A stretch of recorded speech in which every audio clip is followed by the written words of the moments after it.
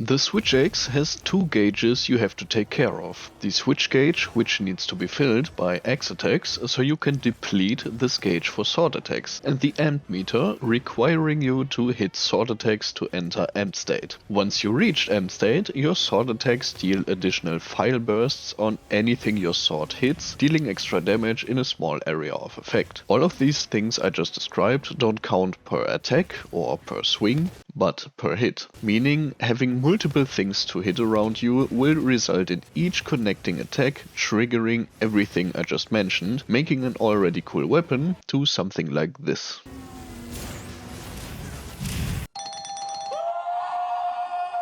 Thanks to the large monster herds like these unfortunate Saratanoths, it is viable to lure a large monster towards them so that the monster digs its own grave by killing small monsters close to it. If you're wondering how useful this really is, this method or tactic means basically constant uptime on the most powerful state of switch axe, reaching amp state in no time and refilling the gauge in just 1 or 2 swings of the axe. And you deal even more damage to your target while fighting on the massacre you two created.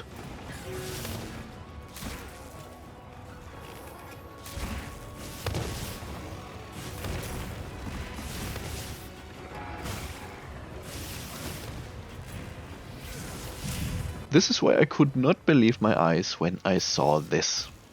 While to every other weapon that has no gauge to fill, these critters are a nuisance or perhaps even a threat, switch axe profits from every single arachnid crawling around the battlefield, turning the brood of Nerscylla into an organic minefield made of her own offspring.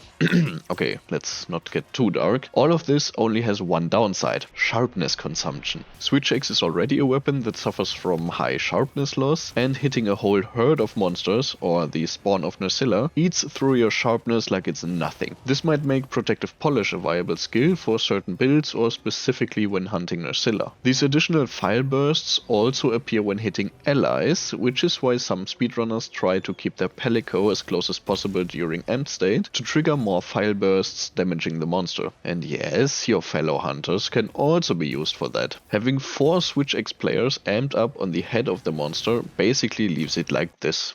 Here's an example.